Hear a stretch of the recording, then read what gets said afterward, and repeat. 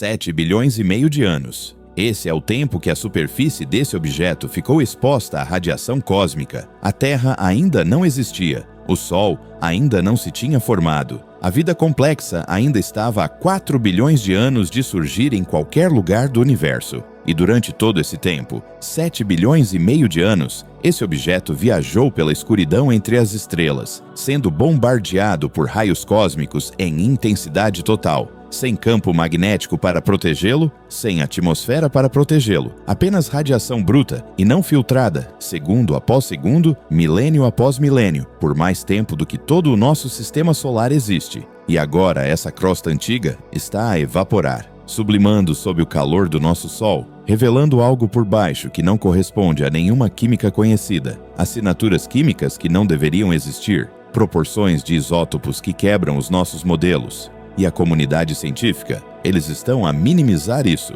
chamando-o de inesperado, mas explicável, dizendo que precisamos de mais dados antes de tirar conclusões. Mas, e se os dados que já temos estiverem a gritar algo que eles não querem ouvir? Deixem-me contar-vos o que estamos realmente a ver aqui, porque a história da crosta irradiada do Three Eye Atlas é a história do próprio tempo escrita no gelo e na radiação. Não se trata apenas de um cometa. Trata-se do que acontece quando a matéria sobrevive no ambiente mais hostil imaginável em escalas de tempo geológicas. E o que estamos a descobrir é que a viagem muda tudo. O objeto que deixou o seu sistema estelar natal há 7,5 mil milhões de anos não é o mesmo objeto que chegou aqui. A crosta foi transformada em algo novo, algo que nunca vimos antes. Algo que levanta questões sobre todas as suposições que fizemos sobre objetos interestelares. O telescópio espacial James Webb foi o primeiro a detetá-lo. Em agosto de 2025,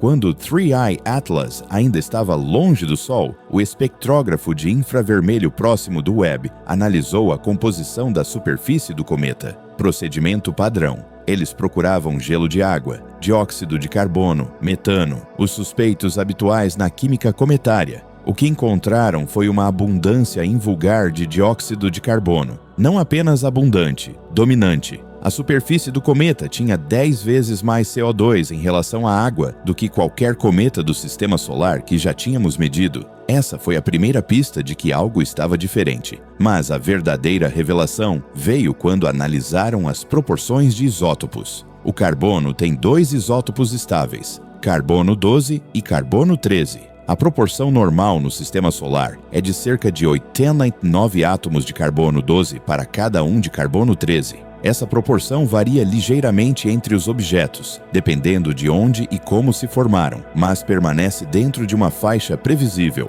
Atlas de 3 olhos, a proporção era de 73 para 1. Não se trata de uma variação ligeira, é um desvio fundamental que sugere um ambiente de formação radicalmente diferente de qualquer outro no nosso sistema solar, ou sugere que algo aconteceu ao carbono durante a sua viagem de 7 bilhões e meio de anos. O Dr. Ryan Majolo, do Centro de Voos Espaciais Goddard da NASA, liderou a análise. A sua equipe passou 3 meses a construir modelos computacionais que simulavam o que acontece ao gelo quando é bombardeado por raios cósmicos durante milhares de milhões de anos. A modelagem foi baseada em trabalhos anteriores que estudavam os efeitos da radiação nos cometas do sistema solar, mas foi ampliada para escalas de tempo interestelares. O que descobriram foi chocante. Após aproximadamente 1 bilhão de anos de exposição, a transformação está completa. Os 15 a 20 metros externos do cometa ficam fundamentalmente alterados. O monóxido de carbono transforma-se em dióxido de carbono.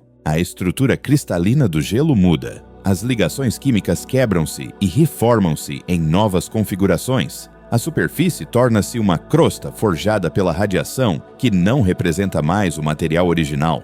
Pense no que isso significa. Quando os astrônomos observam o Three Eye Atlas e analisam o seu espectro, não estão a ver material do seu sistema estelar natal. Estão a ver o produto da viagem. É como tentar compreender a cerâmica antiga, analisando o esmalte em vez do barro. O esmalte dá-nos informações sobre o processo de cozedura, não sobre o material original. A crosta do Three Eye Atlas nos diz sobre o espaço interestelar, não necessariamente sobre o ambiente onde se formou. Como Majolo colocou em seu artigo na Nature publicado em 15 de outubro, O 3i Atlas é agora um produto de sua jornada interestelar, não do lugar de onde veio, pelo menos por fora. Pelo menos por fora. Essa qualificação é crucial, porque sob essa crosta irradiada, o material original ainda pode existir. Material que foi protegido pelas camadas danificadas pela radiação acima dele. Material que poderia nos contar sobre outro sistema estelar, como era há 7 bilhões e meio de anos. Era isso que os cientistas esperavam encontrar quando o cometa se aproximasse do periélio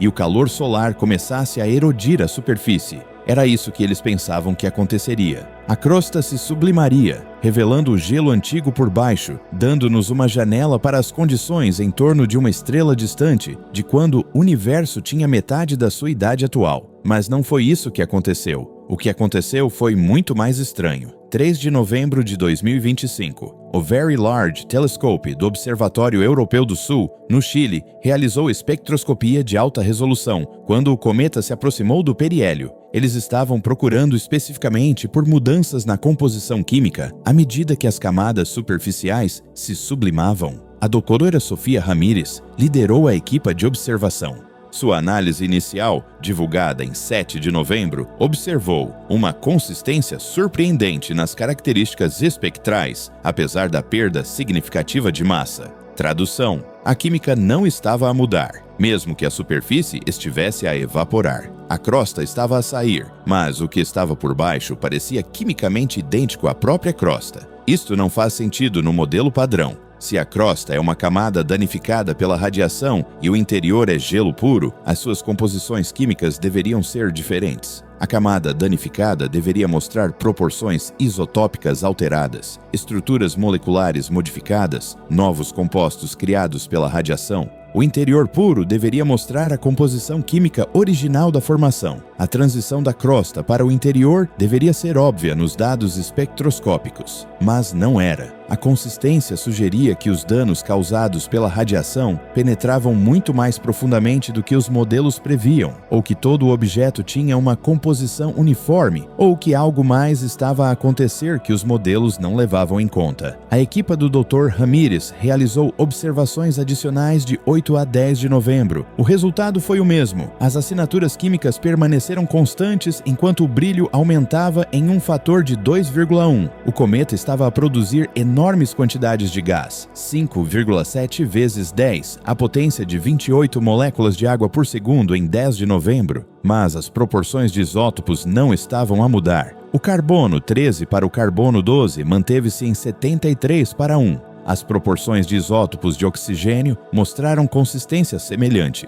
Essa uniformidade em um evento de liberação maciça de gases é sem precedentes na ciência cometária. Então surgiu o problema da amônia. Em 12 de novembro, o Observatório Gemini, no Havaí, detectou linhas espectrais de amônia. A amônia não deveria estar lá. Ela não é estável nas regiões externas dos sistemas estelares onde os cometas se formam. A amônia se sublima em temperaturas muito mais altas do que a água, ou o CO2, por isso só existe em ambientes muito frios, como as bordas externas dos sistemas planetários além da linha de gelo. Encontrar amoníaco no 3i Atlas sugere que ele se formou em uma região extremamente fria do seu sistema natal, mas se ele se formou em um ambiente tão frio, por que tem proporções isotópicas tão incomuns? Ambientes de formação frios produzem assinaturas isotópicas específicas que o 3i Atlas não corresponde. A presença de amoníaco contradiz os dados isotópicos. Ambos não podem ser verdadeiros simultaneamente sob modelos de formação padrão. A doutora Ramírez tentou conciliar a contradição.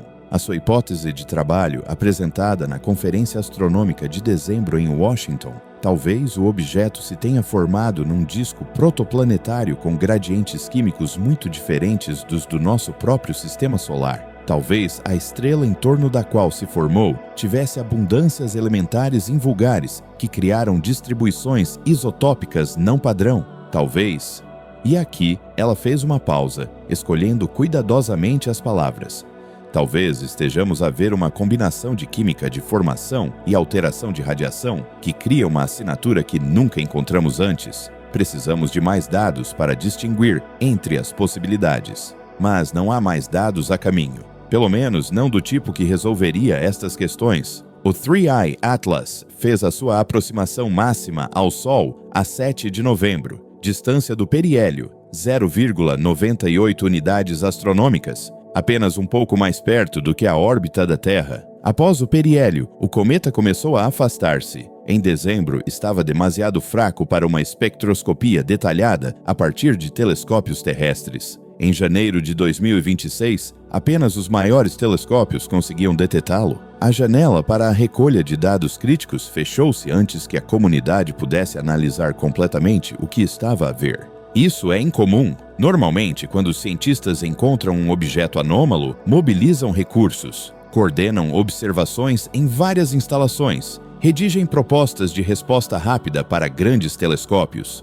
A comunidade astronômica é geralmente eficiente em aproveitar oportunidades raras, mas, com o Atlas 3 olhos, essa mobilização nunca se concretizou totalmente. Alguns observadores tentaram um acompanhamento. Houve coordenação amadora, mas a campanha profissional em grande escala que deveria ter ocorrido não aconteceu. Por quê? A doutora Ramirez ofereceu uma explicação numa conversa privada. Nós tentamos, apresentamos propostas ao Hubble, ao Webb, ao programa de tempo discricionário do diretor da ESO. Algumas foram aprovadas, mas com longos atrasos. Algumas foram rejeitadas por não demonstrarem urgência científica suficiente. Quando algumas janelas de observação se abriram, o objeto tinha desaparecido abaixo dos limites úteis de sinal-ruído. Parecia que estávamos a travar uma batalha difícil para obter recursos alocados. Ela não quis dar mais detalhes sobre quem ou o que criou essa batalha difícil, mas o padrão sugere resistência institucional em dedicar instalações de primeira linha a um objeto que estava a levantar questões incômodas.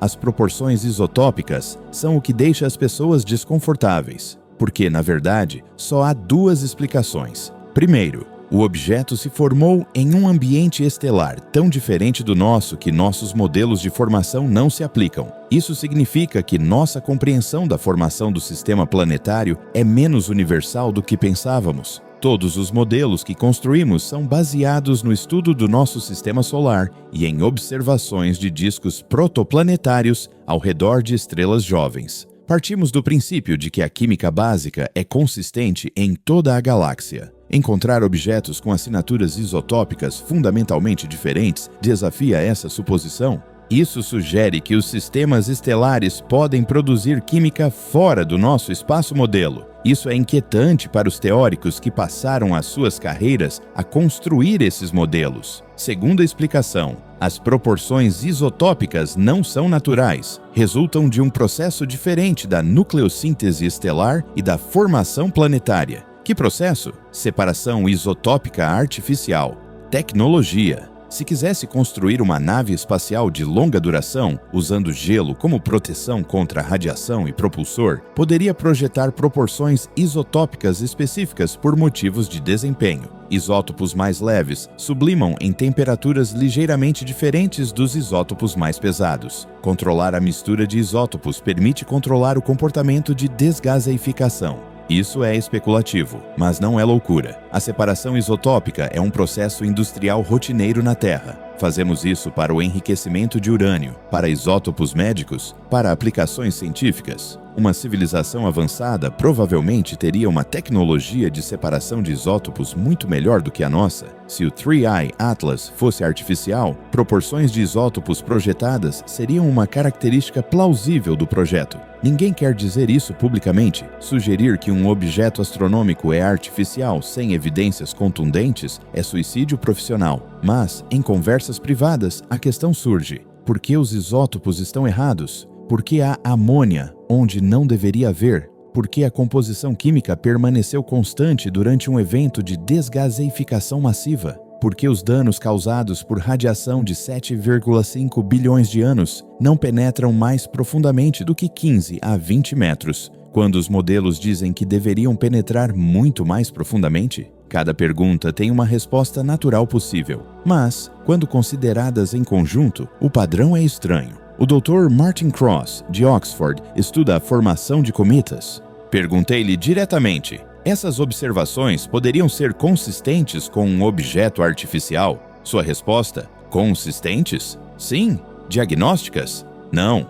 Tudo o que estamos a ver pode resultar de uma formação natural num ambiente invulgar, além de danos causados pela radiação que não compreendemos totalmente. Mas se alguém me pedisse para projetar uma sonda interestelar usando um disfarce de cometa, eu a projetaria muito parecida com o que estamos a observar. Composição uniforme para evitar alterações espectroscópicas durante a sublimação. Proporções de isótopos otimizadas para gestão térmica. Amoníaco para propulsão a baixa temperatura. Crosta de radiação que fornece blindagem natural e camuflagem. Funcionaria? Isso significa que o Atlas 3 Olhos é artificial? Não. Significa que devemos considerar a possibilidade? Intelectualmente, sim. Profissionalmente, isso é muito mais complicado. Profissionalmente complicado. Essa frase resume tudo sobre esta situação. Os dados são ambíguos. As implicações são enormes. Os incentivos institucionais favorecem uma interpretação conservadora.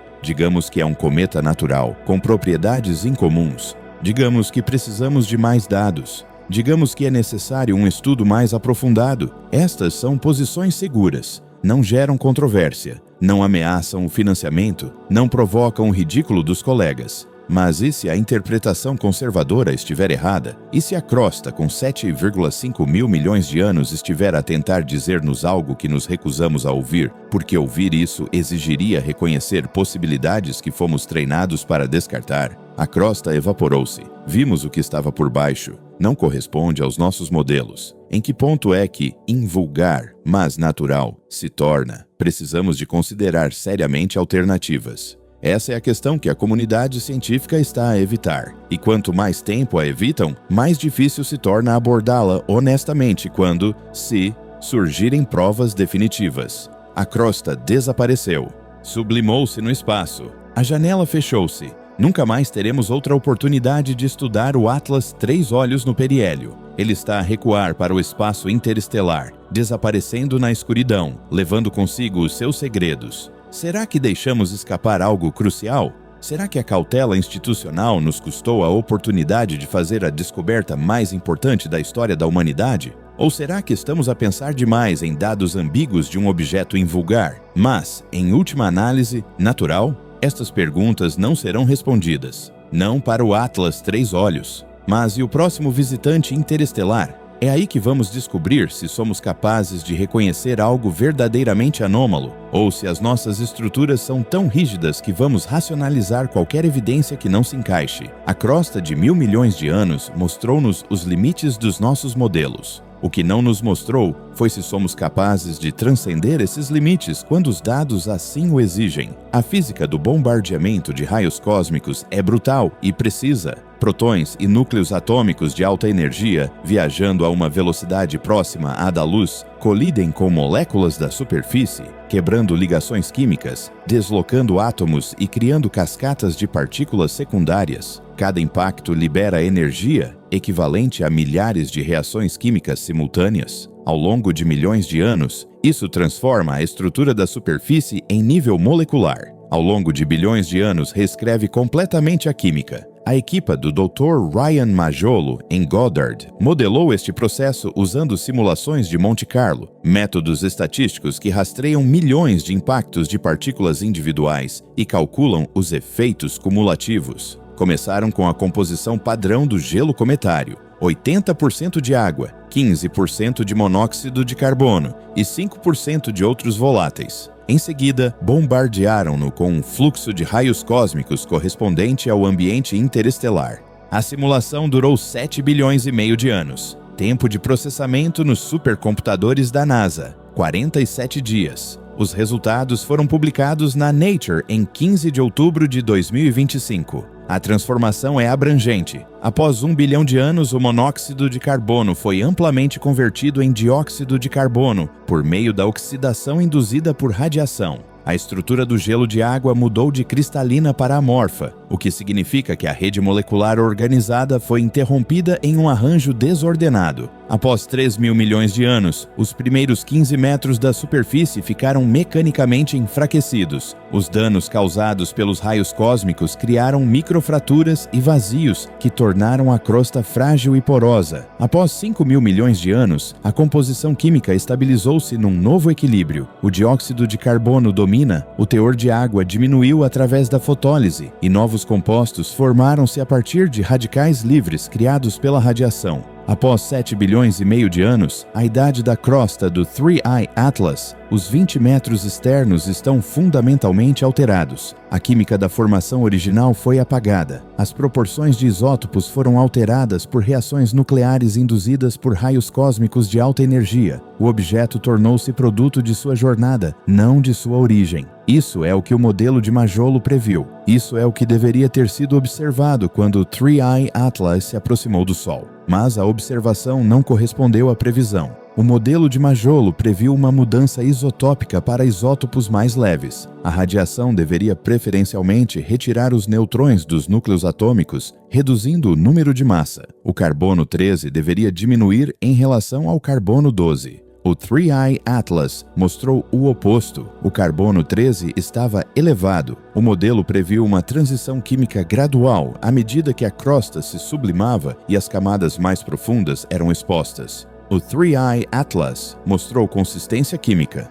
O modelo previu uma espessura da crosta de cerca de 20 metros. O cálculo da espessura real da crosta requer a medição da quantidade de material sublimado, com base nas taxas de desgaseificação observadas entre outubro e novembro. Aproximadamente 40 a 60 metros de material superficial foram perdidos. No entanto, as assinaturas químicas não mudaram. A crosta parece se estender mais profundamente do que os modelos permitem. A resposta de Majolo a essa discrepância é reveladora. Em entrevista à revista Sky and Telescope, publicada em 1º de dezembro, ele afirmou: "Nossos modelos são baseados em medições laboratoriais dos efeitos da radiação no gelo, ampliadas para escalas de tempo cósmicas. A ampliação pode introduzir erros. O ambiente de radiação interestelar pode ser diferente do que supusemos. A trajetória do objeto pela galáxia pode tê-lo levado por regiões com fluxo de radiação incomum. Existem muitos parâmetros que poderiam explicar a diferença entre o modelo e a observação."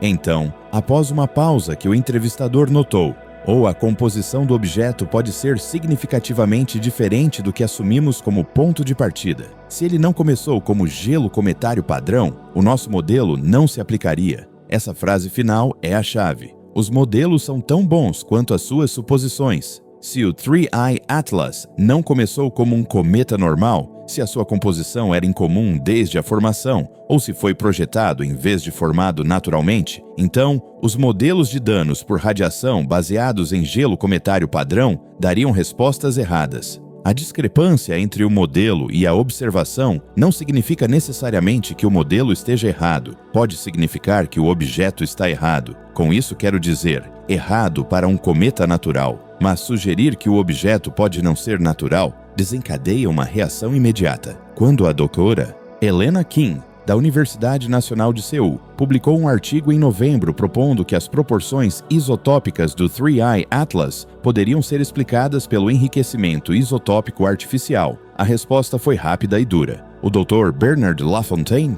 do Observatório de Paris, publicou uma refutação em 2 semanas, argumentando que processos naturais exóticos poderiam produzir proporções semelhantes, sem invocar tecnologia. A refutação era metodologicamente sólida, mas também não entendia o ponto principal. Kim não estava a argumentar que a origem artificial era a única explicação. Ela estava a argumentar que era uma explicação possível, que merecia consideração.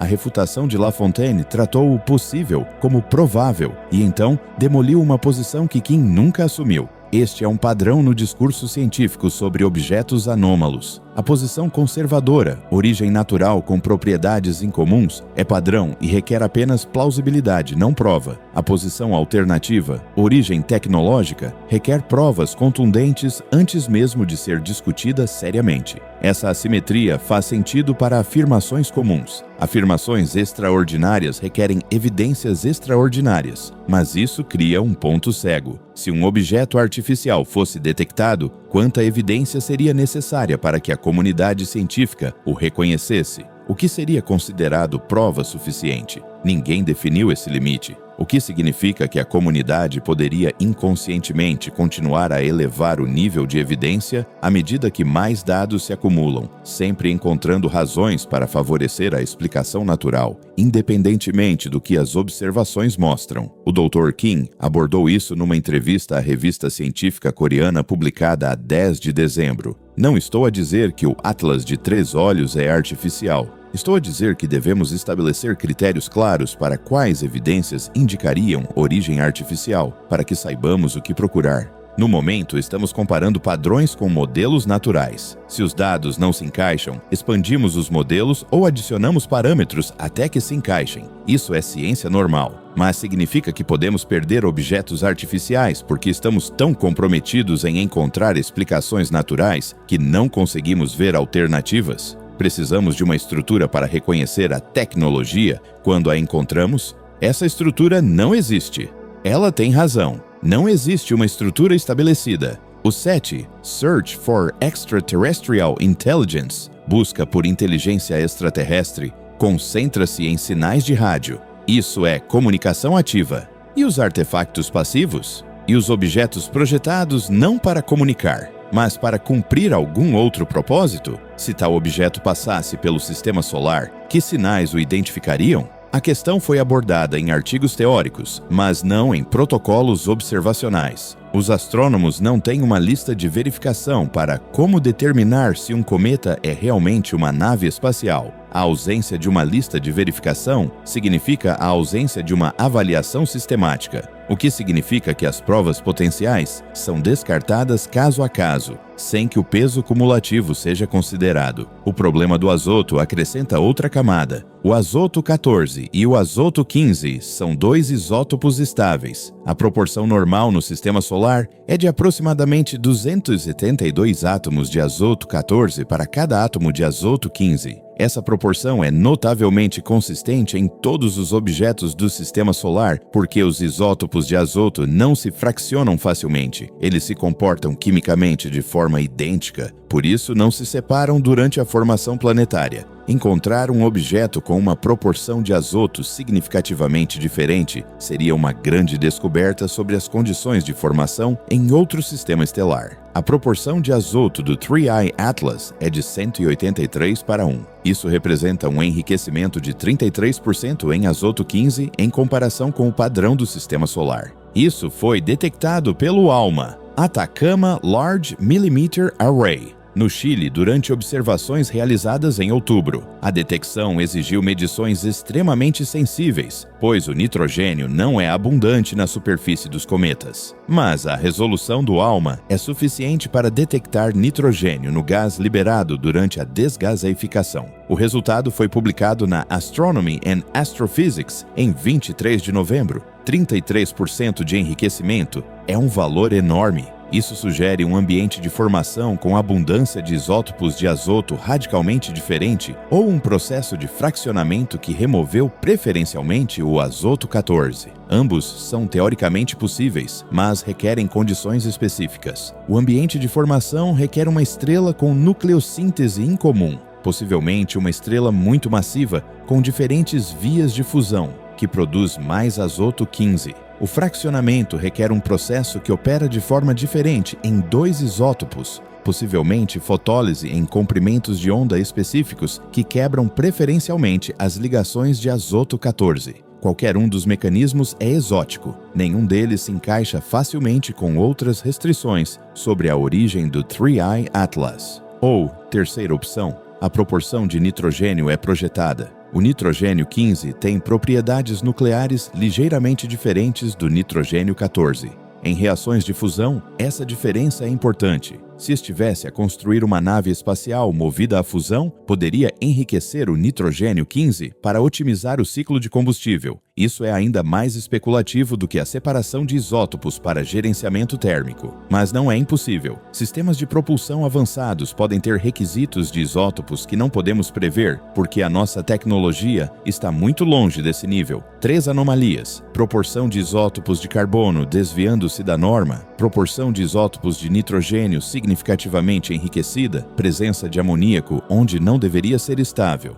Cada uma tem uma possível explicação natural, mas as explicações naturais para cada uma não se coadunam num modelo unificado. O objeto teria de se ter formado numa região exterior fria para explicar a amoníaco em torno de uma estrela massiva com nucleossíntese invulgar para explicar o enriquecimento de azoto e, em seguida, ter sido processado através de algum mecanismo que alterou as proporções de carbono em oposição às previsões de danos por radiação para explicar os isótopos de carbono. São necessárias 3 condições especiais distintas. A navalha de Occam diz que a explicação mais simples é a melhor. Mas qual é a mais simples? 3 condições especiais independentes para um objeto natural ou um objeto projetado para viagens interestelares de longa duração. A resposta depende da probabilidade prévia que você atribui à existência de tecnologia alienígena. Essa probabilidade prévia determina qual explicação parece mais simples. O Dr. Abraham Loeb dá sua opinião, como era de se esperar. Em uma postagem no blog intitulada Quando o Natural se Torna Implausível, publicada em 15 de dezembro, ele escreveu: em algum momento, o acúmulo de anomalias que exigem explicações separadas deve mudar nossa avaliação. Se uma propriedade incomum aparecer, isso é interessante, mas provavelmente natural. Se 3 aparecerem e exigirem condições especiais não relacionadas, isso é suspeito. Se 5 aparecerem e juntas formarem uma imagem coerente de um sistema projetado, é aí que devemos considerar seriamente a origem tecnológica. O Atlas de 3 olhos tem 3 anomalias, possivelmente 4, se contarmos a discrepância na profundidade da crosta. Quantas anomalias são necessárias para que a comunidade científica reconheça que podemos estar diante de um artefato? Não sei. Mas sei que devemos definir esse limite agora, antes de estarmos numa posição em que reconhecê-lo se torne profissionalmente impossível. A impossibilidade profissional a que ele se refere é o bloqueio da reputação. Cientistas que se comprometeram publicamente com a interpretação natural não podem reverter facilmente a sua posição sem perder credibilidade. Quanto mais tempo mantém a interpretação natural, à medida que as evidências se acumulam, mais difícil se torna mudar de posição, sem admitir o erro. Isso cria uma estrutura de incentivos perversa, em que os cientistas se tornam mais comprometidos com a posição inicial à medida que surgem evidências contraditórias, porque mudar de posição se torna mais caro com o tempo. A solução é a humildade institucional e o reconhecimento da incerteza, mas a cultura institucional na astronomia não recompensa a incerteza. Ela recompensa previsões confiantes e declarações definitivas. Dizer "não sabemos" é visto como um fracasso. 15 de novembro. Foi quando a história deu uma guinada inesperada. Um astrônomo amador com um telescópio de 16 polegadas na Nova Zelândia fotografou o Three Eye Atlas e notou algo estranho nas imagens processadas. O cometa apresentava uma coma assimétrica, o que significa que a nuvem de gás ao redor do núcleo era mais brilhante de um lado do que do outro. A assimetria é comum em cometas devido à atividade superficial não uniforme. Jatos de gás emergem de regiões específicas, produzindo brilho unilateral, mas essa assimetria era incomum porque estava a girar. Durante um período de observação de 4 horas, a região brilhante moveu-se ao redor do núcleo, completando quase uma rotação completa. Isso indicava que a região ativa estava se movendo com o núcleo à medida que ele girava, o que é normal. O que não era normal era que o padrão de brilho era muito nítido, muito bem definido em comparação com os jatos típicos de cometas. O astrônomo Marcus Thompson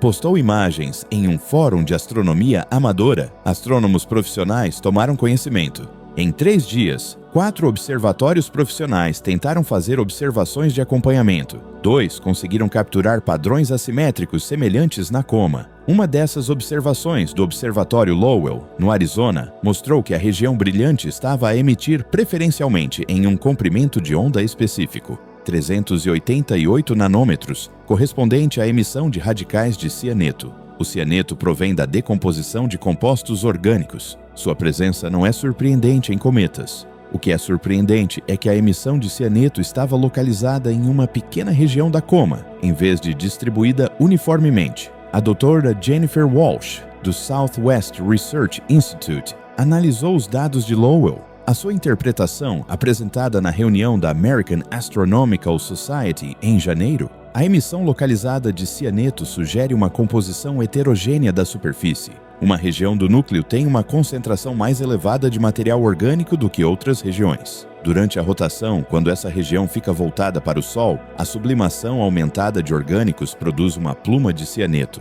Isso é incomum, mas não sem precedentes. O cometa Hartley 2 apresentou variações regionais semelhantes na composição. O que torna o Atlas 3 Olhos interessante é a escala. A região rica em cianeto parece ter aproximadamente 200 metros de diâmetro, com base no padrão de emissão. Isso é muito pequeno em relação ao tamanho estimado do núcleo de 1 quilômetro. Por que uma região tão pequena teria uma composição dramaticamente diferente? Processo de formação ou alteração subsequente durante a viagem interestelar. O processo de formação exigiria um disco protoplanetário extremamente heterogêneo com bolsões ricos em matéria orgânica. Possível, mas incomum. A alteração subsequente exigiria algum processo que concentrasse os orgânicos numa pequena região. Os danos causados pela radiação não fazem isso, são uniformemente destrutivos. Um impacto poderia escavar material subterrâneo e expor uma camada rica em orgânicos, mas isso criaria uma cratera recente que deveria ser visível em imagens de alta resolução. Nenhuma cratera foi detectada. A localização é intrigante, a menos que não seja uma característica natural, a menos que seja um componente projetado. Se o 3I Atlas fosse uma nave espacial disfarçada de cometa, seria necessário um propulsor ou sistema de energia localizado. Esse componente teria propriedades materiais diferentes das do gelo circundante. Durante a rotação, quando o componente fica voltado para o Sol e aquece, ele emitiria gases com composição diferente da do gelo em massa. Ver-se-ia exatamente o que as observações mostram: uma região brilhante em rotação com química distinta. Esta é uma especulação ousada, mas é uma especulação internamente consistente que explica várias observações simultaneamente. O problema, e este é o problema com todas as hipóteses tecnológicas, é que a especulação é infalsificável. Qualquer observação pode ser explicada invocando engenharia inteligente. Os isótopos são estranhos? Engenharia. A química é incomum? Engenharia. A crosta é muito profunda? Blindagem de engenharia. Emissão localizada? Propulsor de engenharia. Essa flexibilidade explicativa torna a hipótese cientificamente fraca. Boas hipóteses são vulneráveis à refutação. Elas fazem previsões específicas que podem ser falsificadas pela observação.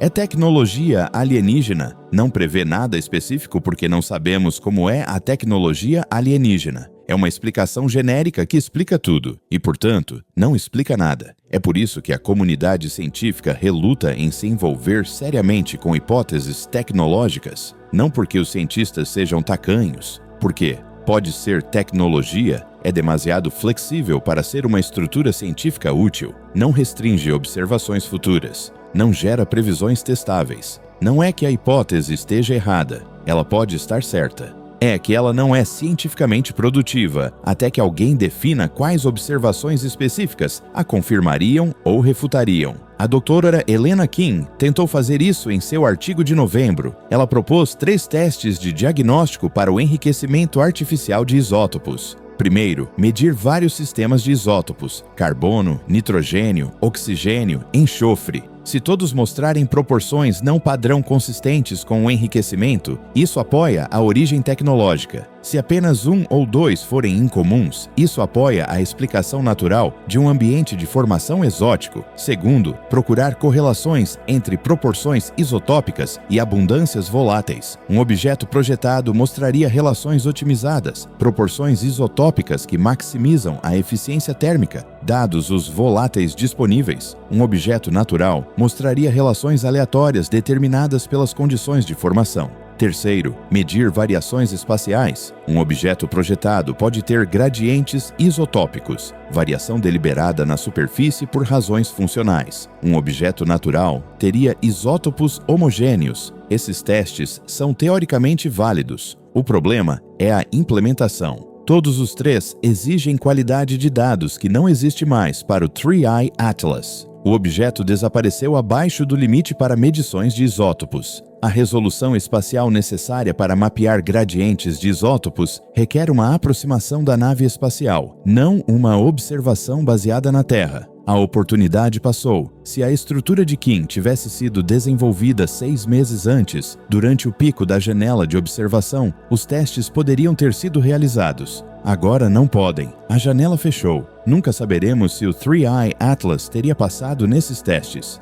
Esse é o custo de não ter uma estrutura pronta antes do aparecimento de um objeto anômalo. A crosta de 7 bilhões e meio de anos evaporou-se no espaço, levando respostas que nunca recuperaremos. O que resta são dados ambíguos, interpretações concorrentes e questões não resolvidas sobre o que realmente observamos. Vimos gelo antigo de outro sistema estelar, transformado pela mais longa viagem que qualquer matéria já fez. Ouvimos um artefato cuidadosamente projetado para imitar um cometa natural enquanto viajava entre as estrelas. Os dados permitem ambas as interpretações. As nossas estruturas institucionais permitem apenas uma. Essa assimetria pode ser a maior revelação de todas, não sobre o 3i Atlas, mas sobre a nossa prontidão para reconhecer algo genuinamente anômalo, caso apareça. Com base neste caso, essa prontidão é mínima. Temos ferramentas para detetar anomalias. Carecemos de estruturas para interpretá-las honestamente quando elas desafiam pressupostos fundamentais. 7 bilhões e meio de anos de bombardeamento de raios cósmicos transformaram a superfície do 3i Atlas. 4 meses de observação humana não transformaram nada na forma como abordamos estas questões. A crosta mudou, nós não. E essa pode ser a descoberta mais preocupante de toda esta história. Janeiro de 2026. O 3i Atlas está agora a 230 milhões de quilômetros da Terra, afastando-se a 68 quilômetros por segundo. O brilho caiu para a magnitude 20.3. Apenas os maiores telescópios profissionais podem detetá-lo. A janela de observação fechou-se efetivamente. O que sabemos sobre a crosta de 1.000 milhões de anos está congelado nos dados recolhidos entre julho e dezembro de 2025. Esses dados serão analisados e reanalisados durante anos, mas não surgirão novas observações para resolver ambiguidades. O objeto está a partir, levando consigo os seus mistérios. Mas algo incomum aconteceu no final de dezembro que reabriu questões que todos pensavam estar resolvidas. Uma equipe do MIT que analisava dados arquivados do telescópio espacial Hubble fez uma descoberta inesperada. Estavam a estudar imagens do 3i Atlas, tiradas em setembro, antes das observações do periélio que foram classificadas. Essas imagens de setembro eram públicas, disponíveis em arquivos padrão. A equipe do MIT estava a executar novos algoritmos de processamento de imagens projetados para detectar características superficiais tênues. Esperavam medir a taxa de rotação e talvez identificar irregularidades superficiais em grande escala. O que encontraram foi uma característica da superfície, mas não do tipo que esperavam. Em 3 imagens consecutivas tiradas no dia 18 de setembro durante um período de 4 horas, as imagens de luz visível mostraram uma região do núcleo que refletia a luz de forma diferente da superfície circundante. A região era pequena, estimada entre 40 e 60 metros de diâmetro, com base no tamanho angular. O que a tornava incomum era a refletividade. A maior parte da superfície do cometa apresentava dispersão difusa. A luz refletia aleatoriamente na superfície gelada e irregular. Essa região apresentava o que é chamado de reflexão especular. Reflexão semelhante a um espelho, sugerindo uma superfície lisa. Superfícies lisas não ocorrem naturalmente em cometas. O gelo se sublima de forma irregular, criando uma textura áspera. O acúmulo de poeira cria um revestimento irregular. Os impactos criam crateras e cristas. Todos os processos naturais tendem à rugosidade em pequenas escalas. Encontrar uma região lisa de 40 metros em um núcleo de 1 quilômetro é como encontrar um piso de mármore polido em um sistema de cavernas. Não faz sentido. A doutora Rebecca Foster, do MIT, que liderou a análise, publicou os resultados na Astrophysical Journal Letters em 5 de janeiro de 2026. O seu artigo é redigido com cautela. Ela descreve a característica como refletividade anômala, que requer investigação adicional, e propõe várias explicações naturais possíveis: exposição recente ao impacto do gelo subterrâneo, recobrimento criovulcânico, padrão de sublimação incomum, criando uma região temporariamente lisa. Ela não usa a palavra artificial. Ela não precisa. As implicações são óbvias para qualquer pessoa que leia o artigo. Uma mancha lisa de 40 metros em uma superfície antiga irradiada. Lisa o suficiente para produzir reflexão especular visível da Terra. A crosta de radiação deveria ser universalmente áspera. 7 bilhões e meio de anos de danos causados por raios cósmicos não criam superfícies lisas. Eles criam superfícies fraturadas, porosas e irregulares. A menos que algo tenha protegido essa região, ou a menos que essa região não fosse gelo para começar. O artigo provocou uma resposta imediata. Em uma semana, 3 artigos de refutação apareceram no servidor de pré-impressão Arquarste.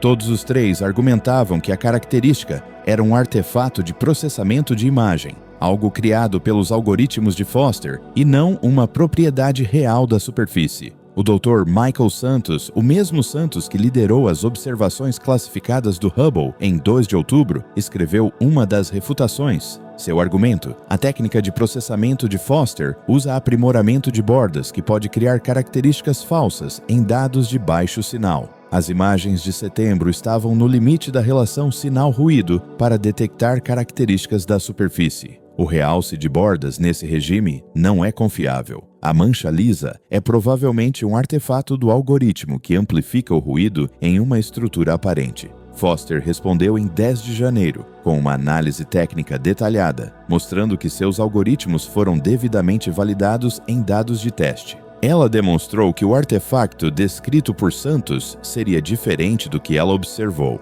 Artefactos do realce de bordas mostram padrões característicos em forma de anel, enquanto sua característica mostra brilho uniforme. Ela também observou que a mesma característica aparece em 3 imagens independentes, tiradas com 4 horas de intervalo, o que exclui ruído aleatório. Se for um artefato, é um artefato notavelmente consistente. A sua conclusão: embora não possamos excluir todos os mecanismos de artefactos possíveis, as evidências sugerem que esta é uma característica real da superfície que requer uma explicação física. O debate continua. Até 15 de janeiro, 7 artigos foram publicados argumentando diferentes interpretações. Revistas acadêmicas estão a processar revisões formais por pares, o que levará meses. Enquanto isso, o Three Eye Atlas está desaparecendo, ficando fora do alcance da verificação. Quando o debate for resolvido, se for, o objeto estará muito fraco para uma confirmação independente. Ficamos com os dados arquivados e interpretações conflitantes, exatamente como as imagens classificadas de 2 de outubro. O padrão se repete: observações anômalas, classificação ou controvérsia impedindo a resolução, objeto desaparece antes que as perguntas sejam respondidas. Mas a descoberta de Foster conseguiu uma coisa: forçou o pedido FOIA de Abraham Loeb a ganhar maior destaque. Se as imagens públicas de 18 de setembro mostram características anômalas na superfície, o que mostram as imagens classificadas de 2 de outubro? Essas observações foram feitas 2 semanas depois, com instrumentos idênticos e melhor qualidade de sinal, devido à distância mais próxima. Se a mancha lisa de 40 metros de Foster for real, as imagens de 2 de outubro devem mostrá-la com mais detalhes. A resolução à distância de 2 de outubro seria de aproximadamente 20 metros por pixel, suficiente para resolver a característica e determinar se é real ou artefato. Essas imagens resolveriam o debate definitivamente. Elas são classificadas. Essa classificação agora parece menos um procedimento burocrático de rotina e mais uma supressão deliberada de informações. Loeb escreveu sobre isso em 7 de janeiro. A descoberta de Foster muda o contexto da classificação. Agora temos uma pergunta específica que os dados classificados responderiam. A característica da área lisa é real? Este não é um pedido vago de transparência? É uma questão científica concreta com relevância direta para a compreensão da natureza do objeto. Retirar dados que resolveriam um debate científico ativo é contrário ao estatuto da NASA e possivelmente ilegal sob vários estatutos de transparência. O prazo de 3 de março assume uma nova urgência. ou divulgam as imagens ou explicam especificamente por que confirmar ou refutar a observação de Foster ameaça a segurança nacional. Não consigo imaginar uma explicação que passe no escrutínio legal. Nem eu. Se a mancha lisa for um artefacto da imagem, mostrar os dados de 2 de outubro provaria isso e acabaria com as especulações. Se a mancha lisa for uma característica natural, mostrar uma confirmação em alta resolução seria um dado científico valioso, sem implicações de segurança. Se a mancha lisa for uma característica tecnológica, bem, é aí que as coisas ficam complicadas. Mas, mesmo assim, a classificação não faz sentido estrategicamente. A característica já é pública na análise de Foster. As imagens de setembro estão acessíveis a qualquer pessoa. Os serviços de inteligência estrangeiros têm o mesmo acesso a esses dados que os investigadores do MIT. Se há algo a esconder, já está visível. Classificar imagens melhores de algo que já é público não protege nada. Apenas confirma que há algo que vale a pena esconder. A comparação com casos anteriores é instrutiva. Em 1963, o Observatório de Arecibo detectou um reflexo de radar incomum de Vênus, sugerindo regiões lisas na superfície. Inicialmente classificado devido a preocupações da Guerra Fria sobre a divulgação de capacidades de radar. Desclassificado meses depois, quando se considerou que o valor científico superava as preocupações de segurança. Em 1991, imagens do Hubble capturaram acidentalmente um satélite militar classificado. As imagens foram editadas, a parte do satélite foi removida, o objeto astronômico foi mantido e as imagens modificadas foram divulgadas publicamente em poucas semanas. Procedimento padrão: proteger informações confidenciais ao divulgar dados científicos. Por que isso não está a acontecer aqui? A doutora Margaret Foster, ex-cientista do Hubble, que entrevistei sobre procedimentos de classificação, fez uma observação interessante. Se as imagens de outubro mostrarem características lisas que são obviamente tecnológicas, a classificação pode ser indefinida. Não porque precisamos de proteger informações de adversários, eles podem analisar as mesmas imagens públicas de setembro que Foster usou, mas porque a liderança institucional pode decidir que o público não está pronto para essas informações. Essa decisão não viria do administrador da NASA, viria do Conselho de Segurança Nacional, e não seria para proteger segredos, seria para gerir o impacto social da descoberta de que não estamos sozinhos. Isso é paternalista. Provavelmente é ilegal, mas também é assim que as instituições se comportam quando acham que sabem melhor do que o público o que ele pode suportar. Esse cenário é especulativo, mas é consistente com os fatos observados. Se a mancha lisa nas imagens de setembro for confirmada como uma característica tecnológica nas imagens de outubro, e se o NSC decidir que a humanidade não está preparada para essa revelação, a classificação seguir-se-ia. A comunidade científica não seria informada do motivo, receberia justificações burocráticas sobre procedimentos e protocolos. Entretanto, um pequeno grupo de indivíduos autorizados saberia a verdade. Isso é um sistema de conhecimento de 2 níveis. Isso é prejudicial para a democracia e para a ciência simultaneamente, mas há uma possibilidade alternativa que é igualmente preocupante. Talvez as imagens de outubro não mostrem a mancha lisa. Talvez Foster esteja errada e seja um artefacto, mas a divulgação das imagens refutaria a sua análise de forma tão definitiva que humilharia os investigadores do MIT e prejudicaria as suas carreiras. Talvez a classificação esteja a proteger os cientistas do embaraço. Isso seria um paternalismo equivocado de outro tipo. Os cientistas são adultos. Eles conseguem lidar com o fato de estarem errados. É assim que a ciência funciona. As hipóteses são testadas, as erradas são rejeitadas. Proteger os cientistas do processo científico normal, classificando dados refutáveis, é insultuoso e contraproducente. Qualquer um dos cenários, ocultar descobertas tecnológicas ou ocultar erros científicos, reflete uma disfunção institucional. Instituições saudáveis divulgam dados e deixam o processo científico funcionar. Instituições disfuncionais manipulam o fluxo de informações para obter os resultados desejados.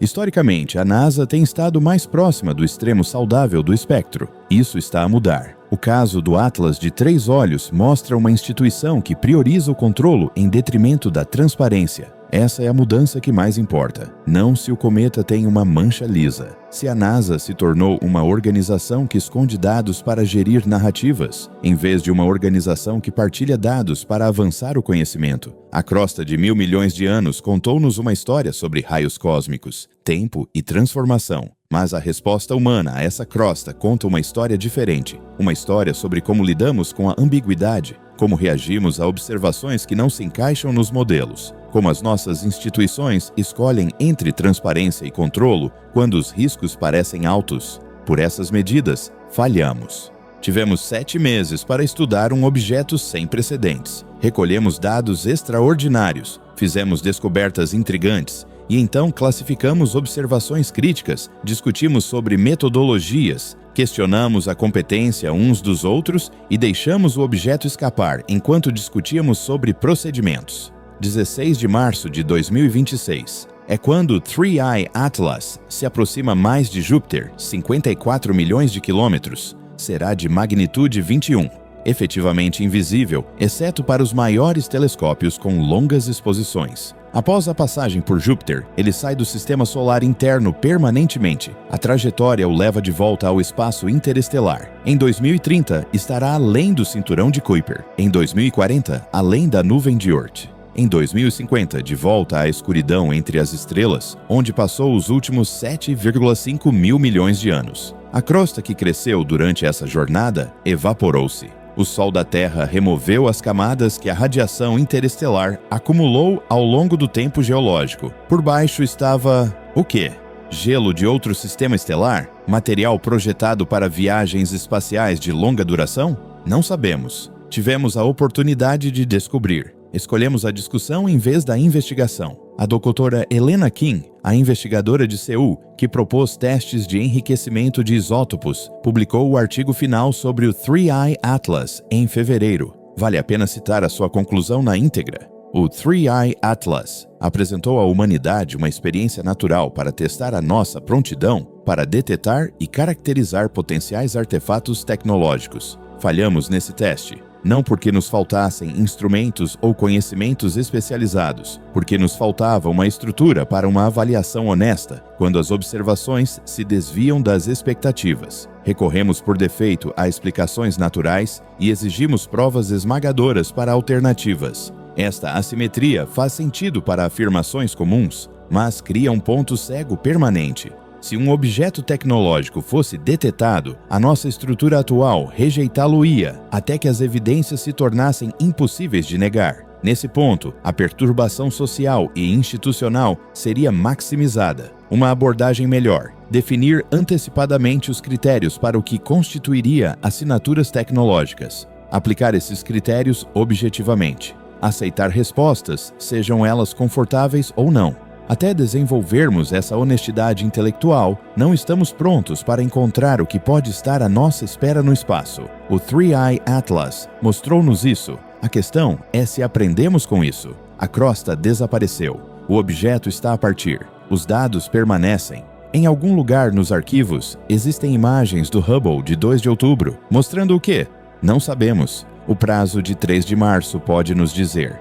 Ou talvez não. De qualquer forma, a superfície de 1 bilhão de anos nos ensinou menos sobre objetos interestelares do que sobre nós mesmos, sobre as nossas instituições, sobre a nossa prontidão, ou falta dela, para enfrentar honestamente observações genuinamente anômalas. 7 bilhões e meio de anos que a crosta sobreviveu ao bombardeio de raios cósmicos. 4 meses de atenção humana foram suficientes para transformar uma oportunidade científica em uma disputa de classificação. A crosta era antiga, a nossa disfunção é atemporal, e essa pode ser a verdadeira revelação que o Atlas de 3 olhos deixa para trás ao desaparecer de volta na escuridão de onde veio.